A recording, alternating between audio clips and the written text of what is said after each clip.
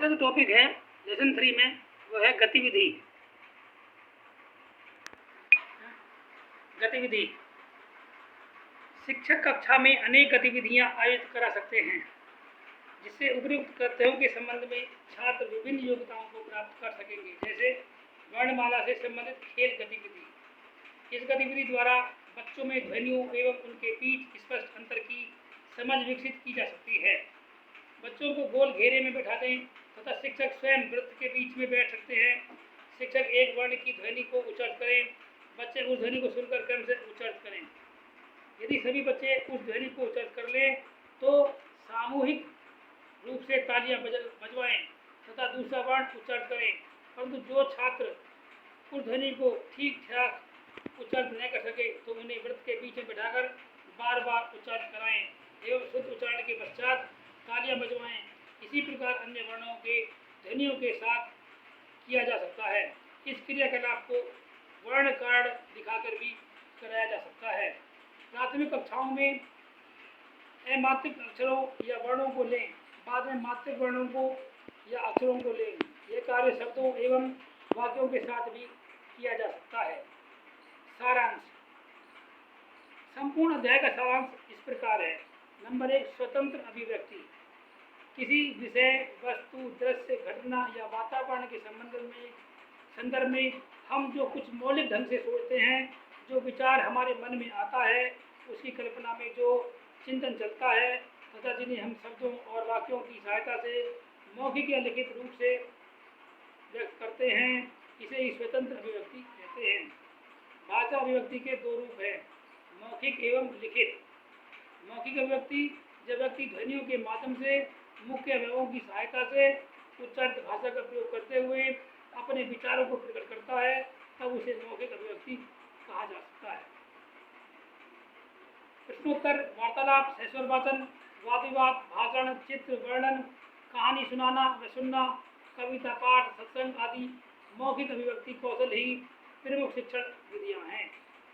लिखित अभिव्यक्ति जब हम अपने विचारों तथा भावों को लिखकर अभिव्यक्त करते हैं तो उसे लेखन कौशल या लिखित अभिव्यक्ति कहा जाता है। अनुकरण विधि, पेस्टोलॉजी की रचनात्मक विधि, मॉन्टेसरी विधि, जैकोटॉक विधि, विश्लेषण विधि, संश्लेषण विधि, मनोवैज्ञानिक विधि आदि लिखित अभिव्यक्ति कौशल की प्रमुख शिक्षण विधियां हैं।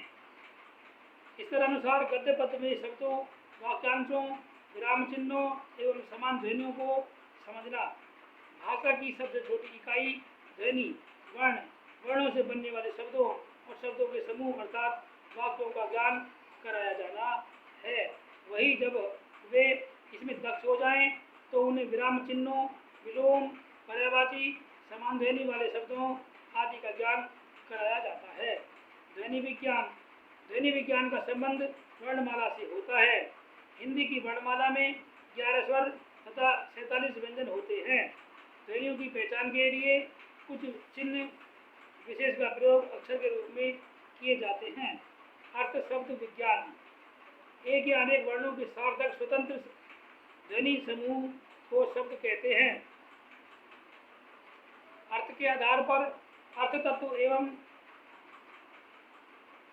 संबंध तत्व के आधार पर, व्युत्पत्ति के आधार पर, खंडीकरण के आधार पर, रूपांतर प्रयोग के आधार पर, इतिहास उत्पत्ति के आधार पर एवं द्विरक्ति के आधार पर शब्दों का वर्गीकरण किया जा सकता है। वाक्य विज्ञान। जब 2 या 2 से अधिक शब्दों को इस प्रकार से प्रस्तुत किया जाता है कि उससे भावों व विचारों को स्पष्ट रूप से अभिव्यक्त किया जा सके तो उसे वाक्य कहते हैं। सार्थकता, योग्यता, आकांक्षा, समीपता एवं अन्विति वाक्य के अंग हैं। विराम चिन्ह।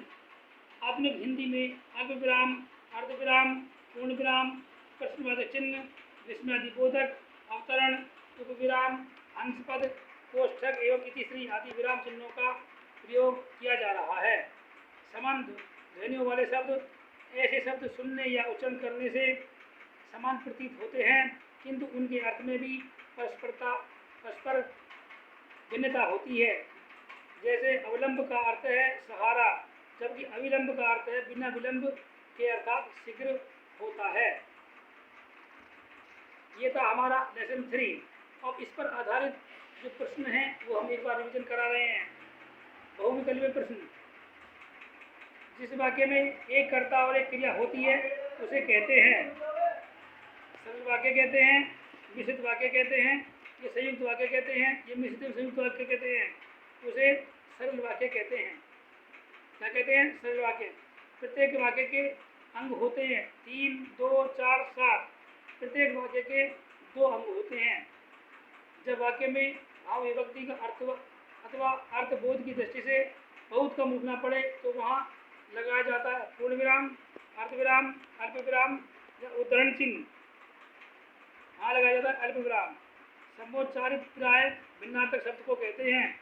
युग्म शब्द, समान ध्वनि वाले शब्द, दोनों या इनमें से कोई नहीं, इसमें से है दोनों। दोनों अर्थात युग्म शब्द और समान ध्वनि वाले शब्द। जब हम अपने विचारों तथा भावों को लिखकर व्यक्त करते हैं तो उसे कहते हैं स्वतंत्र अभिव्यक्ति, मौखिक अभिव्यक्ति, लिखित अभिव्यक्ति, भाषा अभिव्यक्ति। तो उसे हम कहते हैं लिखित अभिव्यक्ति, क्योंकि लिखकर अभिव्यक्त करते हैं तो लिखित अभिव्यक्ति हो गया। जिस वाक्य में एक मुख्य वाक्य के साथ एक या अधिक उपवाक्य होते हैं उसे कहते हैं मिश्रित वाक्य, संयुक्त वाक्य, सरल वाक्य, साधारण वाक्य। तो क्या कहते हैं? उसे मिश्रित वाक्य कहते हैं। हिंदी में व्यंजन ध्वनियाँ हैं 46, 47, 48, 49। तो इसमें है 47। हिंदी में स्वरों की संख्या कितनी है? 11, 12, 13, 14। तो इसमें हिंदी में अभी बताया था हमने स्वरों की संख्या 11 है। यानी जो शब्द समान अर्थ रखते हैं उसे कहते हैं एकार्थी शब्द, अनेकार्थी, सार्थक, ये समानार्थी शब्द। तो उसे कहते हैं समानार्थी शब्द। लेखन अभिव्यक्ति के साधन हैं पत्र लेखन, उपन्यास लेखन, विवरण लेखन या उपयुक्त सभी। तो इसमें सभी हैं। अब कुछ हैं अति लघु प्रश्न जो हमने पाठ पढ़ाया है, उसके आधार पर आपको तैयार करना है। प्रश्न नंबर 1 है मौखिक अभिव्यक्ति किसे कहते हैं? नंबर 2 उच्चारण दोषों के निराकरण के उपाय बताइए। नंबर 3 है लेखन अभिव्यक्ति किसे कहते हैं? नंबर 4 ध्वनि का अर्थ लिखिए। नंबर 5 है प्रत्येक वाक्य के कितने अंग होते हैं। ये थे हमारे अति लघु में। लघु उत्तरीय प्रश्न है मौखिक अभिव्यक्ति कौशल की शिक्षण विधियाँ लिखिए। नंबर 2 लेखन अभिव्यक्ति के उद्देश्य एवं महत्व बताइए। नंबर 3 ध्वनियों का विस्तार पूर्वक वर्गीकरण कीजिए। नंबर 4 शब्दों का वर्गीकरण कीजिए। नंबर 5 वाक्य का अर्थ एवं आवश्यक तत्व लिखिए। ये था हमारा आज का टॉपिक। लेसन 3 हमारा पूरा हुआ। कल लेसन 4 नए टॉपिक के साथ आपसे फिर मिलेंगे। मैं धर्मेंद्र कुमार शर्मा आपसे विदा लेता हूँ। नमस्कार।